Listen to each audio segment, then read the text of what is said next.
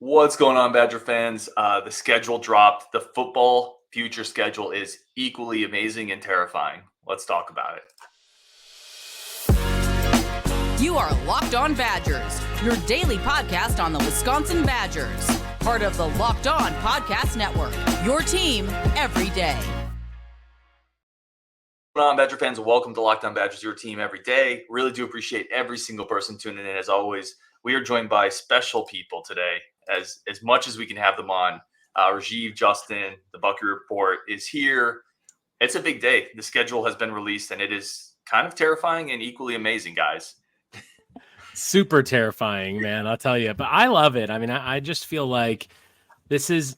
Look, I said many times that I feel like I didn't love the Oregon Washington entering into the conference, but there's positives to take from it because what incredible matchups are we going to see in the Big Ten? And like every single week now, it's going to just be great team after great team after great team. And I really like the fact that one of the first away games we have on the schedule next year is at USC. I will be going to that game because it's only 4 hours down the road. And that's going to be great. And then we'll get to go to Oregon at times. I mean, it's a loaded conference now. So look, this is the last year that we have a legitimate, easy shot to get to this, to win this conference. We need to take it. We need to win the West. We need to give Ohio State or Michigan or Penn State a game. And hopefully we can win the title because going forward, it is going to be a brutal test. But I love it. I love the Big Ten. I've always said many times on the show that I think winning the Big Ten is an extremely important thing, whether it's football or basketball. And now it's even more special because look at the amazing teams that are coming into the conference. So I love it. I'm a huge fan of the fact that we get to play this schedule. Is it going to be really difficult? Absolutely. And am I going to be annoyed when we're playing it like that we have such tough games every week? Yes. Can we be good enough for it? Sure. I mean, look, I'm all about it. I'm just all about playing these great matchups. Welcome to the day of needing or to being a good team and potentially finishing 6-6 or 7-5. Yeah. You now have to be a great team, Dan, to finish with a great record. Because with this type of schedule, if you have a letdown game against anybody, pretty much, there's a solid chance you're losing that game. Just looking at next year's schedule, we could go 8-4 and be really good. We just could. I mean, Oregon, Penn State, USC, and Alabama are on the schedule next year. We could be 8-4 and lose all those games and still be really good if we're competitive in all of them. Or maybe No, I was going to say, and you still look at Iowa is never going to be a pushover. You still have all the traditional teams that aren't pushovers, but it's going to be very hard mentally for the teams in these conferences to be able to stay up when you could have a couple of games. Like, think of it this way. You could have a game where you play a USC and lose on a last-second field goal and have to go into a game against Iowa the next week. That could be tough. That's brutal mentally to have a crushing loss and then go against a team that you know is just going to grind on you the entire game. I mean, this is going to be, we were talking about a little offline. The playoffs is going to be 10-2 teams going forward. The leagues are going to be too stacked with good quality teams that it's going to be very, very difficult to finish undefeated unless teams just have injuries or just have a bad year. Like, I suppose even this year, there's a chance for that. It's kind of a down year overall nationally. Mm-hmm. Yeah, it's interesting to me, Rajiv, you mentioned winning the Big Ten is really special, right? You and I have talked about that in the past. Now it is. Yeah. I mean, I would almost say, though, you almost realign your goals a little. You still want to win the Big Ten, but now getting in the top 3 of the Big Ten is a really big deal. Getting in the top 2 gets you in the playoffs. If you're a top 2 team in the Big Ten or the SEC, you're going to be in the playoffs every single year. Every single year. And some years the top 3 teams. Top 3, yep. So you almost have to realign expectations because you're not going to win the Big Ten very often, even if you are really good. The other thing, really good teams in the Big Ten, looking at this list, are not going to win the title probably within a 10-year period. Well, really good teams haven't won the Big Ten recently. When you look at the Ohio State teams the last couple of years, and now you're going for and adding more. The other thought I had with this, guys, I feel like we're going to look back 5 years from now, 10 years from now, and hopefully we're in a good spot, right? But we're going to look back and just look at my God, the wasted chances we had. Right? You're not wrong there. I mean, I've already felt that way. My gosh, we just blew like a 6-year window where we should have been in the Big Ten title game 75% of the time. And yet the West has still never won one of these things, which is just absolutely ridiculous. But yeah, I mean, I like Justin, I'd like your point about the 10-2 and the playoff thing. I'm actually looking forward to that because for so long, one of the things that's always annoyed me about college football is you lose one game and basically your national championship hopes are out. And while it's a little bit different now because obviously, especially if you lose early and all these things, but now because it's going to be a 12-teamer, because there's really only a few big power conferences, it's going to be, like you said, top 3, top 2. You're going to have that shot. So I like that because it puts a lot of emphasis on your league. And then winning that league championship is going to guarantee you a spot in the playoffs. So that's great. And then it's just going to make it a little bit more like slightly closer resembling what the NFL does. And just kind of like, it's a full regular season. It's when you lose a game, you move on. It's all about the grind of the entire season. And then in the end, you're still going to have, if you are a good enough team, even if you have a couple losses, you're going to have a shot at the championship, which I really like. I've never been a big fan of like just you lose one and you're out when it was just the BCS and it was just 2. And I like this better. I like that it's a little bit more conducive to improving throughout the season and not just, okay, one loss and you're out. So it's going to be harder, but I'm here for it though. Like these games are going to be epic. They're going to be really, really good. And yes, there's going to be years where we are kicking ourselves when looking at the schedule, but I mean, you want to play the best teams, right? Like I think it's fun. I have never loved the fact that we're in the Big Ten West, and it's just ragged on as one of the worst divisions in college football, and that sucks. And I don't like that. So I want to be among the better teams so that our games are marquee games. I think that's exciting for everyone. The downside to this is you're going to have teams in the ACC and Big 12 that are going to say, we're 11-1 or we're 12-0. We deserve to be there over the 11-1 or 10-2 Big Ten team, even though they're not going to be remotely as battle tested. And honestly, if you're a group of 5 team getting dumped into this, you're effectively going to become the sacrificial lamb because these teams are going to be so used to playing high level talent that they are going to go in there and they're just going to butcher teams that are not up to the snuff with the talent level, because you go from having 1 or 2 good games against quality teams to potentially playing 5 in a season. That's going to raise everyone's game for the better or worse. Well, and we that's what's happened to us in years, right? We've been that team that's had one tough game, got into the Big Ten title game, and then got slaughtered, or got to our one game against Ohio State and got slaughtered, right? Mm-hmm. So it's kind of like the inverse. The other thing I think is interesting, man. You mentioned the Big 12, and I think we lost Rasheed, but he'll pop back in at some point, or he won't. I don't know. But the other thing you mentioned, like the Big 12 team that goes maybe 11-1, 12-0 with the ACC team. With a 12-team playoff, that's almost okay, right? Those teams will get in, but you're just going to now see, again, I think 3 teams from the Big 10, 3 from the SEC, 1 group of 5, whatever it is. So it almost feels like it balances out in that sense because they've opened up. If it was still 4, that would be really tricky, I think. There's Rasheed, I think. But I put him in. You put him. Opening it up, I think, kind of alleviates that problem to some degree. Yeah, I think so. It's going to be interesting to me because I do think that there's going to be some squabbling going on with those conferences because they're going to think that they're going to have less losses, so they deserve to be. But the reality of it is they're not going to have, like, you look at the Big 12 and who's the best team in that conference going forward? It's going to be what, Utah? Yeah, and that's who I would probably say right now. Different every year. It's going to be a crapshoot every year. Well, I mean, Utah's got the best infrastructure out of any team that's going to be there. There's some teams that can get up to Utah's level. I think Kansas, if long-term, if Leipold's there for another 10 years, can get them so that they can compete at that level. But there's nobody else that I look at that's in that league with Texas and Oklahoma leaving that is capable of playing with the top 10 teams in the country. You know, those are the 2 teams that can up their game.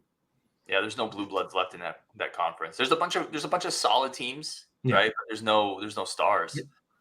Can I also just say that, like, and I'm sorry about my tech problems. I moved my chair and everything unplugged all of a sudden. It was just sorry.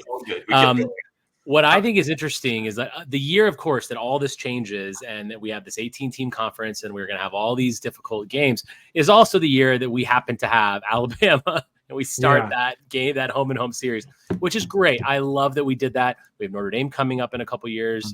And so it's great, but wow, I kind of forgot about that. And then I looked at the schedule and I'm like, oh my gosh, there's an A up there. That means we're not only going to have to play this brutal Big Ten schedule, we also have to play them. So just added problems for us. Yeah. Interesting. Discussing Notre Dame, this will be very amusing because that USC game, that's probably out the window. Looking at these schedules, there's no way USC looks at this and be like, hey, let's add Notre Dame as our non-conference game. We need another team that we can throw in our lap that potentially we could lose to. That's not happening. And I realize right now they're probably better than Notre Dame, but Caleb Williams is gone after this year. We don't know who's filling that spot going forward. It's a lot of the reason why I'm not super concerned with some of the games that we're going to have. They're going to be good teams, like Oregon and Washington are going to be good teams likely, but I don't know if they're going to be a potential top 25 team or if they're going to be a top 10 team. And that's a big difference. It really is going to come down to quarterbacks replacing at both those spots. And kudos to the Big Ten. I'm sorry, I know you're up against a break, Ryan, real quick. Kudos to the Big Ten for doing the schedule the way they did. They protected 12 rivalries. So some schools protected none. Like Penn State has no protected rivalries as an example, but we've got 2. We've got Minnesota and Iowa, of course. Iowa has 3. So, they got Nebraska as well as Minnesota and us. But some teams have nothing. 12 games total got protected, and I like that. I like the way that they made it so that you play every team at least twice and not more than 3 times in a 5-year period, I believe, other than your protected rivals. So I think that's great. And keeping the traditions of the rivalries in place and keeping those big games on the schedule and not losing rivalries. Like you mentioned, the Notre Dame USC rivalry is probably going away for a while. Texas A&M didn't play. Like, I like those rivalries. I want them played. So I think that's really good. I like that they did another flex protect system. Kudos to the Big Ten. I think they got it right. Yeah, that's really well said. Without those protected rivalries going forward, it really loses all fabric of being the Big Ten. Like, it's already kind of weird. Like, with those protected rivalries, you still feel like the fabric of your conference is there. And I agree with you 100%. I think that was a great move by the Big Ten. We'll get to beat up on 4-8 Minnesota teams going forward.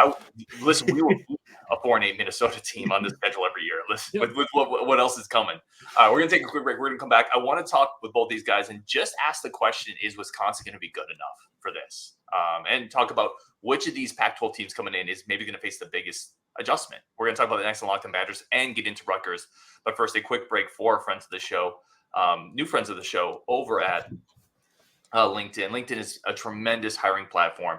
Every small hire you make now, business, you have to be so careful bringing the wrong person in the door, bringing the right person in the door. I remember on my last job, not the current one I'm at, they were interviewing a guy, and his first job interview, he talked about offing his wife, right? And like, that's my coworker overheard it, and he said, yeah, I don't think we should hire this guy. I'm like, yeah, that's him on his best behavior. LinkedIn gets rid of all of those people. You don't have to worry about those people coming in the door to interview and to be your coworkers, quite frankly.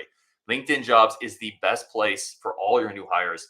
Simple screening tools, and it's why small businesses continue to rate LinkedIn as the #1 hiring platform in America.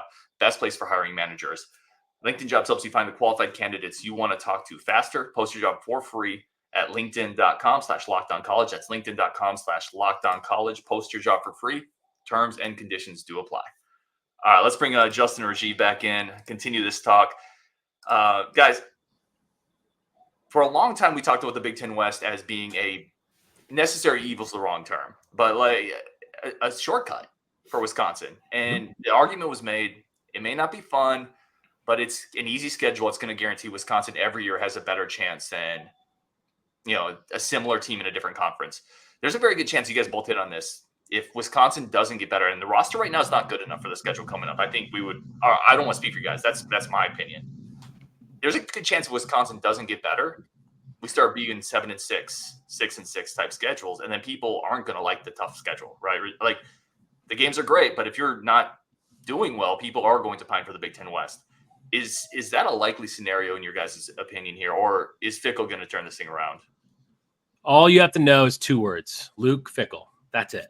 That's why I'm not worried about that, because does anyone really realistically see this program going anywhere but up? I mean, like, it's we're there, and yes, it's been a bit of a slower start than we wanted, but this is exactly what we want. We want to be an upper echelon college football team. We want to be talked about amongst the top-notch programs. I've said before, I want to be the next Clemson that goes to the national prominence, wins titles. I believe Luke Fickell can do that. Is the road harder now because we have to go through this Big Ten versus the Big Ten West and then a Big Ten championship game? Sure, it's going to be a lot harder, but this is the guy for it. This is the guy that many teams around the country would have given anything to hire, and we got him, right? So he's building a program. The more and more I kind of think about it, I feel like he really does want to just build this program and not worry about whenever Ryan Day goes away. And he maybe he doesn't ever want to go there. He's just going to turn this into the next powerhouse. And maybe that's just a little believe with Rajiv talk and super optimism. And I'll take it because I believe that he absolutely is the guy to take us to the next level. It's going to be brutal, but I trust in everything that he does. And because everything he's shown me so far has worked, absolutely we have the ability to do it. It will be very difficult, but we're already seeing advances in recruiting. We're happy with what we've seen in that department. Is it perfect yet? No. But do you guys have confidence that he's going to recruit better over time? Sure. He's recruiting to his system. He's recruiting the type of athletes that he wants. Look at guys like Lafayette, the guys that we know are coming in that we're really excited about. Look at Tretch. Like, we have the talent coming and it's going to get better. So yeah, we can do it. We absolutely have the ability to be that next team, but it is going to be a grind. Yeah, I look at this and you're exactly right. I would say if you have the wrong coach in place, this is the worst possible scenario. Are we there right now? We're definitely not. I think we'd all agree that even for the current constitution of the Big Ten, this roster is not. We don't love it. There's some things that need to be cleaned up that because of the schemes that we're running now that just don't fit.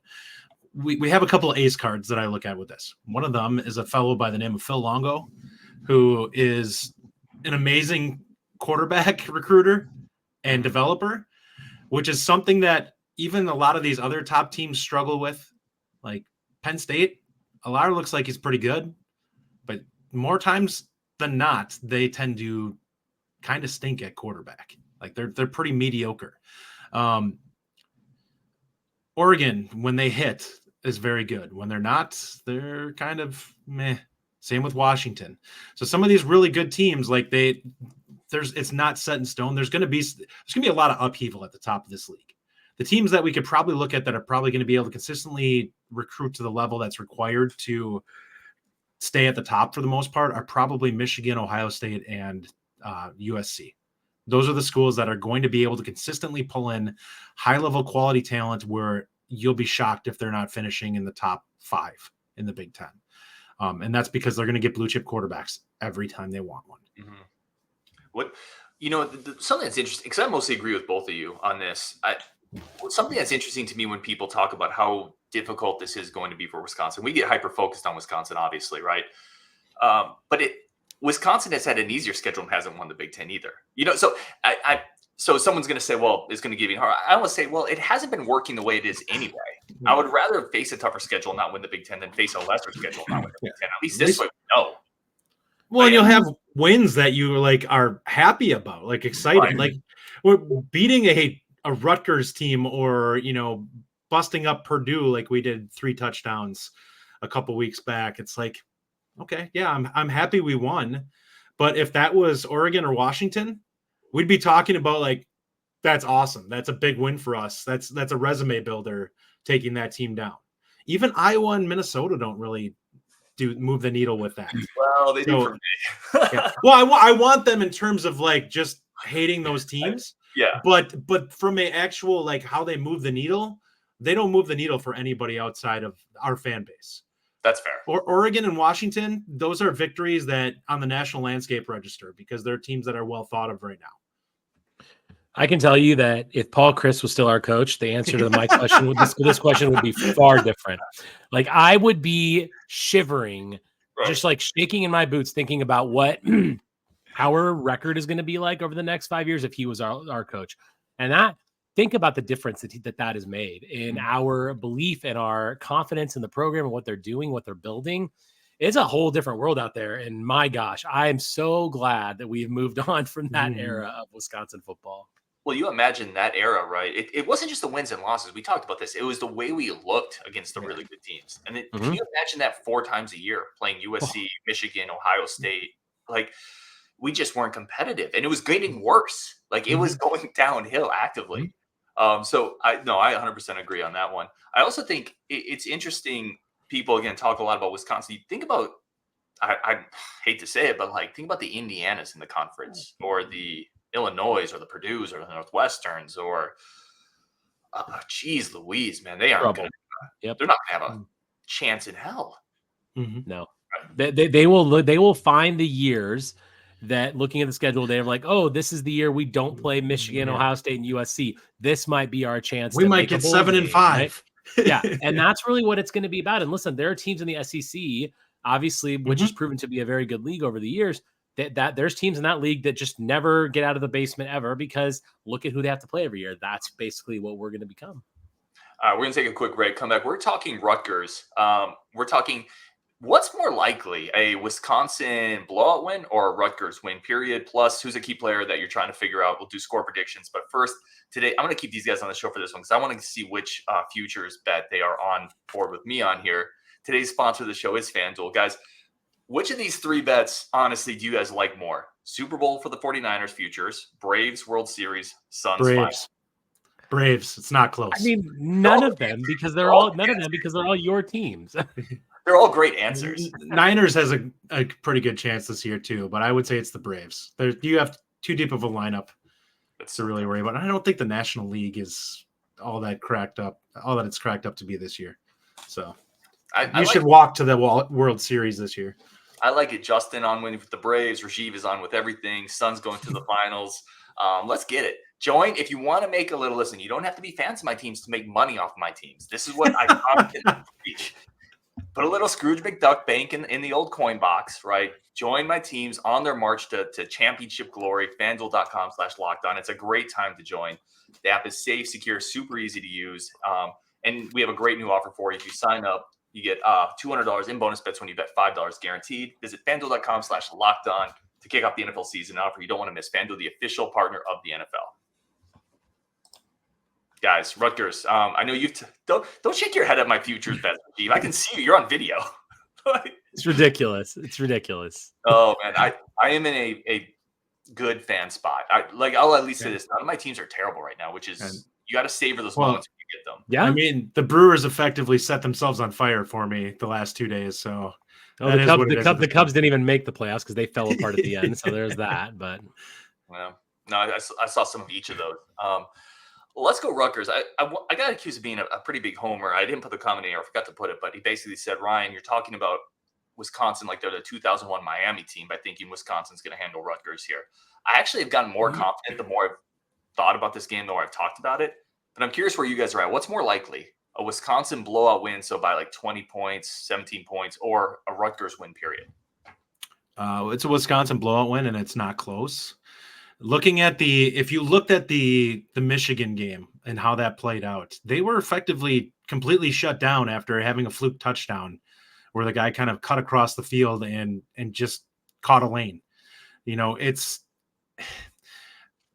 Rutgers, there's potential for this game to be close the way I look at it. But when we look at it, it's a lot like Rutgers is being built a lot in the way that the old Wisconsin team was, which is they need to grind the game and they need to be able to execute consistently in order to be able to make it to play in their favor. But they don't I don't think that they have the talent level or physicality in the trenches to really play that type of game against the better teams on their schedule. Wisconsin has a lot more room for error when you look at them offensively. And we've witnessed it so far in the first 4 weeks. We have not played great, clean football on the offensive side of the ball. We're still averaging 33 points a game. And if we ever do start playing that, we're going to start dropping 40 bombs on people because the execution is there to be had. It's just not happening yet. So if they clean things up, I feel like there's just a chance where the way I see this game playing out is I see Rutgers coming downhill a lot like Washington State did. And this is going to look a lot like the third quarter of that game where we're just going to be like, all right, we're just going to throw all over you then. Because I don't think Rutgers has, elite cornerbacks on this team. I think the blowout is more likely. I agree. I don't think it's not as close as Justin thinks it is. I think that it's a little bit more. It makes me a little bit nervous. And here's why. So Michigan, yes, that was a 31-7 game. Michigan won by 24 points. But we really haven't shown yet this year that we can effectively stop the run. Okay.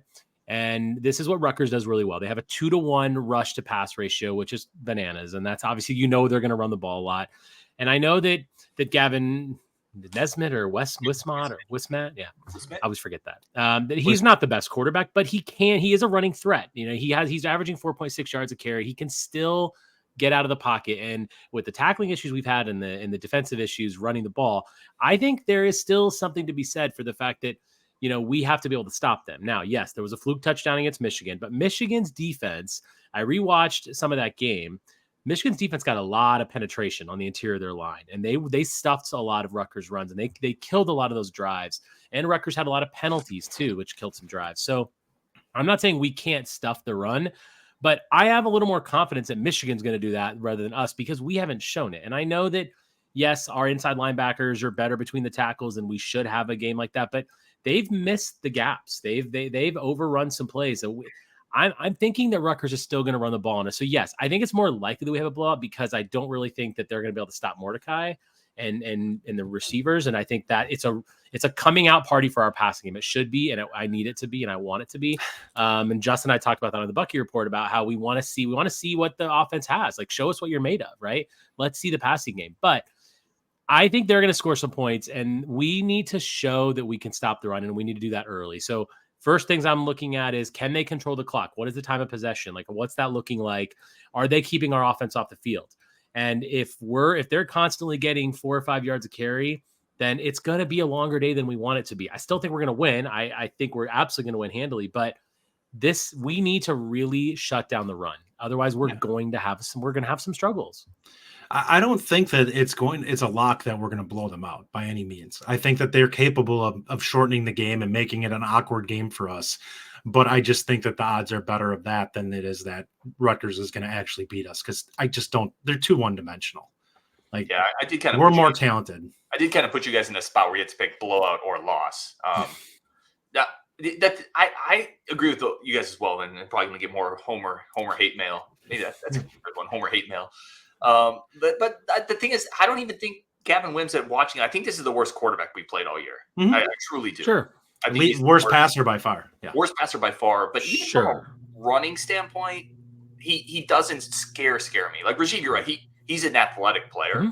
but when I'm thinking of like really scary running quarterbacks that can't throw, I think that like Taylor Martinez, guys who kind of terrify you in the open. Guys who ran like a 4.4. This guy isn't that. Like, he takes well, get up to speed. He will hurt you, but he's not going to rip off 50, 60-yard runs against you. And you wonder how much punishment he would take over the course of a game against physical middle linebackers in the Big Ten. Like, they haven't played the toughest schedule outside of Michigan, which is obviously very good. So they don't really scare me that much. Their running back, Monagai will make you miss in the open field. Like, so to Rajiv, your point, Shiana's a good coach. They've seen the tackling issues. They've seen the bad fits in the run game. They're going to test that. So I think there's going to be moments we look bad because we've looked bad all year at it.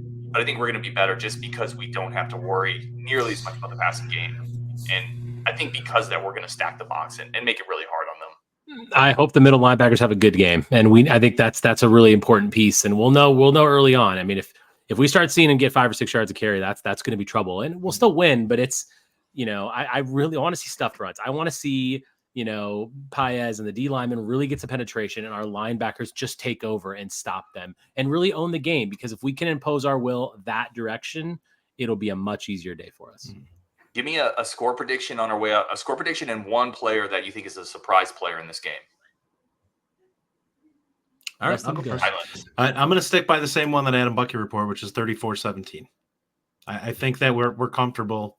And I actually expect the offense to look really good coming off a bye week. I expect the run defense to be better than we're expecting going into this one, because I think they'll have a chance to tighten things up. I think that the change in scheme is a positive one for them in terms of comfort level, where they're not being spread out as much. So they have a chance to just play downhill a little bit more and worry about the run. What was the score? You went 35-17? 34-17. 34-17. Vakos has got to get his action in. I am on 35-17. And yeah, I think we win the game. I think that I'm looking at the receivers, and I really want to see Bryson Green have a little coming out party in this game. Like, and I think we've talked about how he's really hasn't been too much of a factor. And while I still expect CJ Williams now, after what happened in the Purdue game, to grow and to get more looks and more touches, which is great, I would really like to see Bryson Green go have good, good fade route, get in the ball, 50-50 chances, let him go up and get the ball, high point the ball and win it. And I want to see that because we're going to need that as the season goes on. And he's clearly a skilled guy that just hasn't quite found the fit yet. So I'm hoping that Bryson Green is the guy that we see break out. Yeah, I'm going to go 31-13.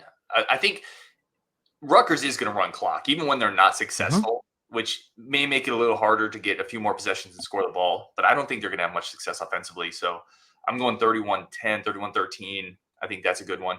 Two other players, Rajiv. I'm sticking with receivers with you. The guy I'm really rooting for is Skylar Bell. He's a guy who came to Wisconsin. I root for all the Wisconsin guys, like everybody in the program, right? And to have 2 drops, I can't imagine what that's like to have 70,000 people see that.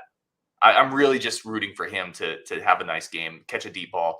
And then I'm really interested in watching Nelson. Rutgers has a good front line. They have a really good defensive lineman, Smith, has 3 sacks this year. Can Nelson get through a game without any penalties, any procedural, any false starts? Can he hold up against a pretty good Rutgers team that blitzes quite a bit on third down? They're an aggressive defense. So I'm kind of looking at those 2 spots and just seeing how they look coming out of the bye week. I forgot to drop mine in. My guy's Pauling. I want to see him have a big game. I want to see him go off kind of in the slot a little bit. And I think he's capable of that. I'd love to see a game where he has 5 catches for 75 yards out of the slot. Well, if all of our guys have good games, and Mordecai had a great game because we all just talked about receivers. Which we've been waiting on, right? We've been waiting on that Mordecai bust up. I think it's coming. For sure. We've talked about it. Guys, we're on our way out, but definitely talk about what you got going on. I know you have a show coming out this weekend, and I'm going to put your Twitter accounts up here too so everyone can see that. So we're actually going to be doing our first live show this weekend on Sunday. So obviously we'll be joining Ryan for the reaction. But then Sunday night, we're going to kind of break down the game in a little more detail, our typical longer form weekend podcast. But we are going to do it live. So if you're not subscribed, definitely do that so you can join the comments. We'd love to have you on the show. Get your comments on there, get your feedback from the Rutgers game, and then we're going to talk a little bit about the Iowa game coming up after that. Yeah, you can have the opportunity to tell us we're wrong to our face, which we appreciate. Yep, you'll get lots of that. No matter what, there's always somebody who is going to tell you. 100%. All right, so everybody tune in. Really do appreciate it. You guys are amazing as always. Thank you so much. On Wisconsin, we're going to go live tomorrow. We kind of took a break from that call-in Friday shows just because we had a bye week and then we had a Thursday or a Friday night game. So we're going to go live again tomorrow. Call into the show. That's the opportunity to just come in, join the show itself. It's always a lot of fun. Life advice with Ryan, brought to you by Bird Dogs. I wouldn't take many of my life choices, but I'm here to listen to yours. On Wisconsin, and we'll talk tomorrow.